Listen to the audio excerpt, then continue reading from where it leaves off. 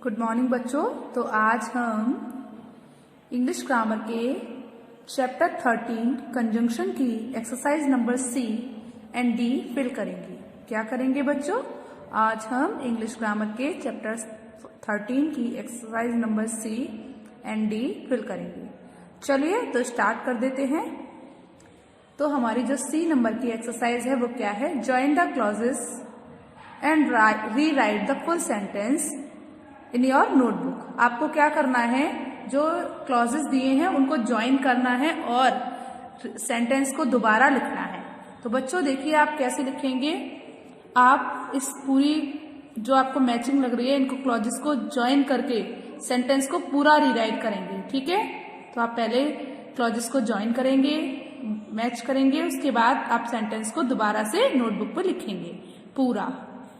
ठीक है, तो join the clauses and rewrite full sentence in your notebook, मतलब आपको क्लॉजेस को ज्वाइन कर कर अपने नोटबुक में फुल सेंटेंस को दोबारा लिखना है। ठीक है, तो जो हमारा पहला क्लॉज है वो क्या है?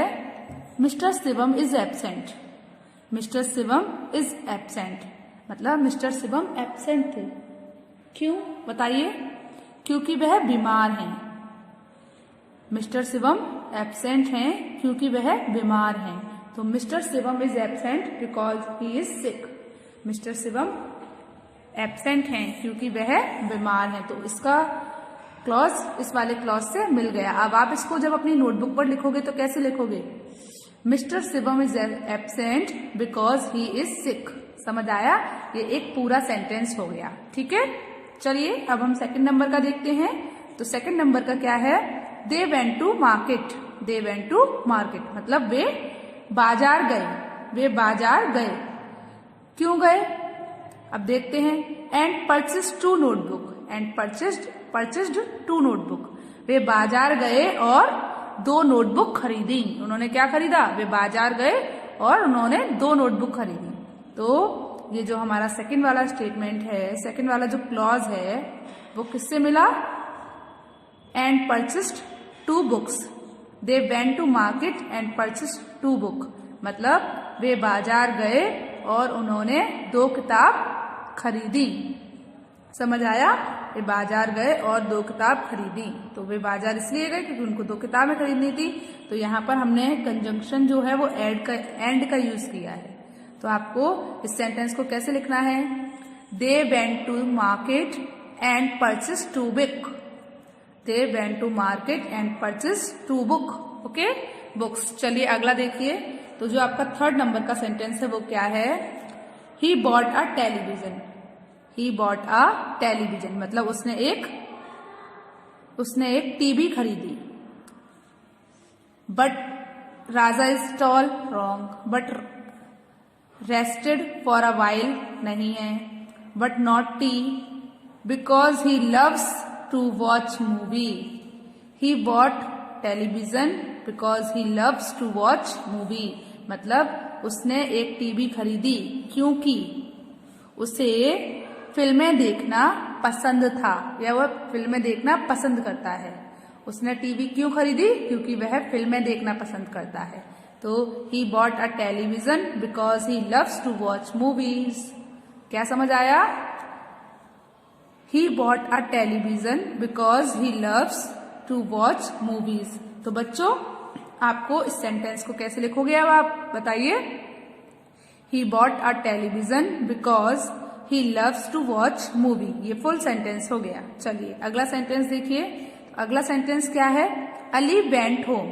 अली घर गया। And rested for a while और कुछ समय के लिए क्या किया उसने? मतलब आराम किया। Ali went home and rested for a while. ठीक है, तो यहाँ पर अली किससे जुड़ा? Ali went home and rested for a while. तो आपको ये पूरा सेंटेंस कैसे लिखोगे? Ali went home and rested for a while. चलिए अगला देखिए। Ravi is short. रवि छोटा है। बट राजा इज टॉल लेकिन राजा लंबा है। तो यहाँ पर क्या हुआ? Ravi is short but Raja is tall. रवि तो छोटा है लेकिन जो राजा है वो लंबा है ना? तो यहाँ पर जो आपका 5th नंबर का सेंटेंस है वो पूरा कैसे होगा? Ravi is short but Raja is tall. Okay, तो रवि छोटा है लेकिन राजा लंबा है। चलिए अगला सेंटेंस देखिए। अगला सेंटेंस क्या है? Sam has a cat. मतलब क्या हुआ? सैम के पास एक बिल्ली है। ठीक है, अब बताइए, Sam has a cat, Sam के पास एक बिल्ली है, एंड अ डॉग, और एक कुत्ता है। तो क्या होगा?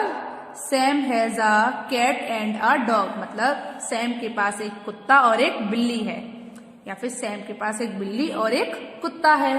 तो जो आपका 6 नंबर का सेंटेंस है वो पूरा कैसे बना? Sam has a cat and a dog. चलिए अगला क्लॉज देखते हैं। तो 7 नंबर का जो क्लॉज है वो क्या है? Gurpreet likes milk. मतलब गुरप्रीत है उसको, गुरप्रीत को दूध पसंद है, बट नॉट टी, लेकिन चाय नहीं। तो Gurpreet likes milk but not T, मतलब गुरप्रीत को चाय पसंद करती है, लेकिन गुरप्रीत दूध पसंद करती है लेकिन चाय नहीं। तो यहाँ पर पूरा सेंटेंस क्या बना आपका? 7 नंबर का सेंटेंस बताइए क्या बना? Gurpreet likes milk but not T. क्या बना? Gurpreet likes milk but not T. Gurpreet को दूध पसंद है लेकिन चाय नहीं। चलिए अगला देखते हैं। तो अगला क्या है? The plant dead. मतलब क्या हुआ? द प्लांट डेड, मतलब पौधा मर गया। क्यों मर गया? क्योंकि इट वॉज नॉट वाटर्ड, क्योंकि उसको पानी नहीं दिया गया। समझ आया? तो the plant dead because it was not watered. The plant dead because it was not watered, मतलब पौधा मर गया क्योंकि उसे पानी नहीं दिया गया। समझ आया? क्योंकि इसे पानी नहीं दिया गया। तो पूरा सेंटेंस क्या बना आपका 8 नंबर पर? The plant dead because it was not watered. The plant dead because it was not watered, मतलब पौधा मर गया क्योंकि उसे पानी नहीं दिया गया। तो बच्चों, आपको C नंबर की एक्सरसाइज समझ आ गई। आपको क्या करना है? पहले जो क्लॉजेस दिए हैं उनको एक दूसरे से ज्वाइन करना है और फिर पूरा सेंटेंस लिखना है, और फिर क्या करना है? अपनी नोटबुक पर दोबारा से पूरा सेंटेंस लिखना है। जैसे कि mister Shivam is absent because he is sick. तो ये पूरा सेंटेंस है, इसको आपको एक साथ लिखना है। ओके, चलिए तो अब हम अपनी अगली एक्सरसाइज देखते हैं। तो D नंबर की एक्सरसाइज क्या है हमारी? देखिए,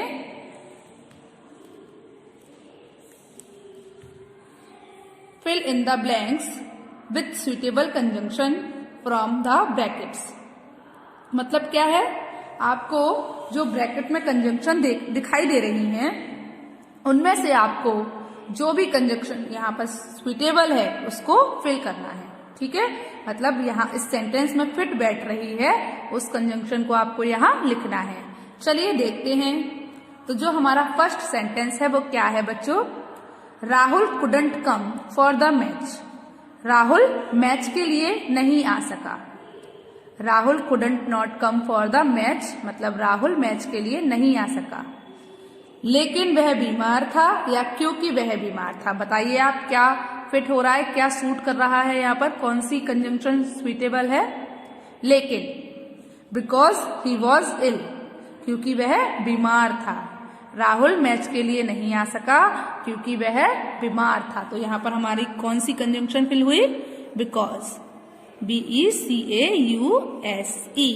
बच्चों, आप लोगों को भी ऐसे ही साफ साफ और सुंदर राइटिंग में लिखना है। ओके, चलिए अगला देखिए। तो जो हमारी 2 नंबर का सेंटेंस है वो क्या है? यू मे ट्रेवल विद मी। तुम मेरे साथ यात्रा कर सकते हो। तुम मेरे साथ यात्रा कर सकते हो। Blank, you will have to pay for your ticket. तुम मेरे साथ यात्रा कर सकते हो लेकिन तुम्हें अपनी टिकट पे करनी होगी। लेकिन तुम्हें अपनी टिकट पे करनी पड़ेगी या करनी होगी। तो बच्चों बताइए, यहाँ पर हम एंड फिल कर सकते हैं क्या, या फिर बट फिल कर सकते हैं? बताइए कौन सी कंजंक्शन आएगी? बट। तुम मेरे साथ यात्रा कर सकते हो लेकिन तुम्हें अपनी टिकट के लिए पे करना होगा, मतलब तुम्हें अपनी टिकट के लिए जो बिल आएगा वो चुकाना होगा। समझ में आया? You may travel with me but you will have to pay your ticket. ठीक है, पे फॉर योर टिकट, तुम्हें अपनी टिकट के लिए पे करना होगा। चलिए अब हम अपना थर्ड नंबर का सेंटेंस देखते हैं। तो थर्ड नंबर का जो सेंटेंस है वो क्या है? Sanjay kept his balance on a ladder. Sanjay kept his balance on the ladder blank he would fail. क्या हुआ बताइए बच्चों? संजय ने रखा अपना बैलेंस लैडर पर, मतलब संजय ने लैडर पर अपना बैलेंस बनाए रखा।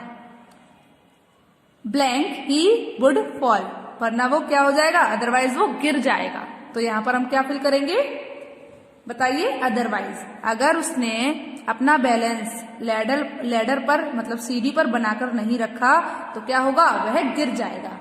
ठीक है, तो Sanjay kept his balance on the ladder otherwise he would fall. समझ आया? क्या हो जाएगा? वरना वह गिर जाएगा। तो यहां पर कौन सी कंजंक्शन फिल हुई? अदरवाइज। समझ आया आपको? Sanjay kept his balance on the ladder otherwise he would fall.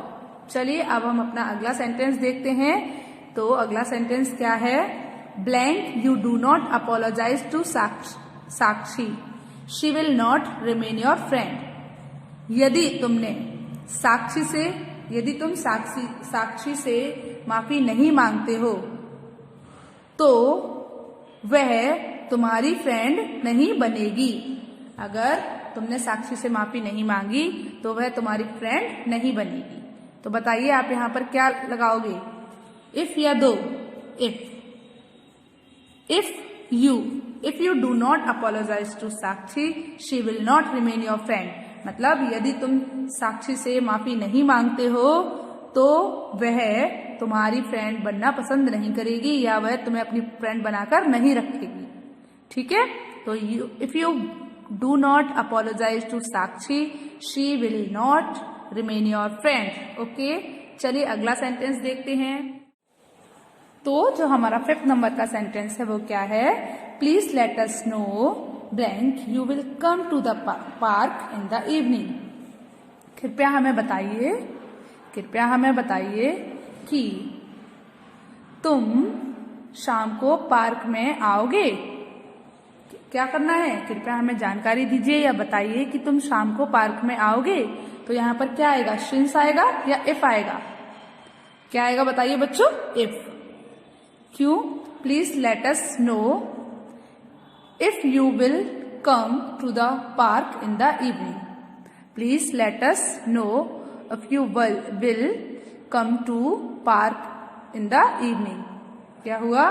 Please let us know if you will come to the park in the evening. कृपया हमें बताइए कि आप शाम को पार्क में आओगे। समझ आया? चलिए अगला देखते हैं। अगला क्या है? Blank we slept early we woke up late, मतलब हालांकि हम जल्दी सोते हैं लेकिन लेट उठते हैं या देरी से उठते हैं। तो यहां पर आप बताइए क्या लगाओगे आप? दो या वाइल? क्या लगेगा? दो। हालांकि हम जल्दी सोते हैं लेकिन हम देरी से उठते हैं, लेकिन हम जल्दी नहीं उठ पाते, हम उठते भी देरी से और सोते भी जल्दी हैं। जल्दी सोने के बाद भी हम देरी से ही उठ पाते हैं। तो although we slept early we woke up late. Though we slept early we woke up late. क्या आएगा बच्चों? Though we slept early we woke up late. हालांकि हम जल्दी सोते हैं लेकिन हम देरी से उठते हैं। ठीक है, चलिए अब हम अपना अगला सेंटेंस देखते हैं। तो अगला सेंटेंस क्या है? Prakash has been sleeping. Prakash has been sleeping, मतलब क्या हुआ? प्रकाश सो रहा है। ठीक है। Blank he came back from school, मतलब जब से स्कूल से आया है। तो प्रकाश जब से सो रहा है तब से वह स्कूल से आया है। तो यहाँ पर हम क्या फिल करेंगे बच्चों? सिंस, कि प्रकाश जब से सो रहा है तब से वह स्कूल से आया है। Prakash has been sleeping since he came back from school. Prakash has been sleeping since he came back from school, मतलब प्रकाश जब से सो रहा है तब से वह स्कूल से आया है, या प्रकाश स्कूल से आया है तब से सो रहा है। प्रकाश जब से सो रहा है तब जब से स्कूल से आया है। चलिए अगला देखिए, तो अगला सेंटेंस क्या है? He will bring the book for you. मैं तुम्हारे लिए किताब लाऊंगा। Blank you want me to. You want me to. यदि तुम चाहते हो तो मैं तुम्हारे लिए किताब लाऊंगा। तो बताइए यहाँ पर हम क्या फिल करेंगे, इफ या और? यदि तुम चाहते हो तो मैं तुम्हारे लिए किताब लाऊंगा, तो हम यहाँ पर क्या फिल करेंगे बच्चों, इफ। अगर तुम चाहो तो मैं तुम्हारे लिए किताब लाऊंगा, अदरवाइज नहीं लाऊंगा। तो हमने क्या फिल किया बच्चों, if. I will bring the book for you if you want to me. I will bring the book for you if you want me to. यदि तुम चाहते हो तो मैं तुम्हारे लिए किताब लाऊंगा। चलिए अगला सेंटेंस देखते हैं। तो 9 नंबर का सेंटेंस क्या है? Blank the team tried it's best. मतलब टीम ने अपना अच्छा ट्राइड किया, मतलब टीम ने अपनी अच्छी कोशिश की, लेकिन इंडिया लॉस्ट द मैच। लेकिन भारत हार गया। हालांकि टीम ने अपना बेस्ट ट्राई किया, अच्छी कोशिश की, लेकिन भारत मैच हार गया। तो यहाँ पर हम क्या लगाएंगे बताइए, बिकॉज या फिर दो? बताइए क्या लगेगा। हालांकि टीम ने तो बहुत कोशिश की, तो यहाँ पर हम क्या लगाएंगे बच्चों, दो। THOUGH। दो the team tried it's best India lost the match. मतलब हालांकि टीम ने अच्छी कोशिश की, लेकिन भारत मैच हार गया। चलिए अगला देखिए, अगला क्या है? I have a bat. I have a bat. मेरे पास एक बल्ला है, लेकिन I do not have a ball. लेकिन मेरे पास गेंद नहीं है। मेरे पास बल्ला है लेकिन मेरे पास गेंद नहीं है। तो क्या आएगा बच्चों, बट। तो हम यहाँ पर क्या फिल करेंगे, but. I have a bat but I do not have a ball. मेरे पास बल्ला है, बैट है, लेकिन मेरे पास बॉल नहीं है। तो बच्चों आपको इंग्लिश ग्रामर की exercise number C and D समझ आया कि एक्सरसाइज नंबर सी में आपने क्या सीखा और डी में क्या सीखा। तो आज आपको होमवर्क में क्या करना है, आज आपको होमवर्क में इंग्लिश ग्रामर चैप्टर 13 की exercise number C and D अपनी इंग्लिश ग्रामर की फेयर नोटबुक में लिखनी है। कैसी राइटिंग में? साफ और सुंदर राइटिंग में। ओके, तो आज के लिए बस इतना ही। चलिए गुड बाय।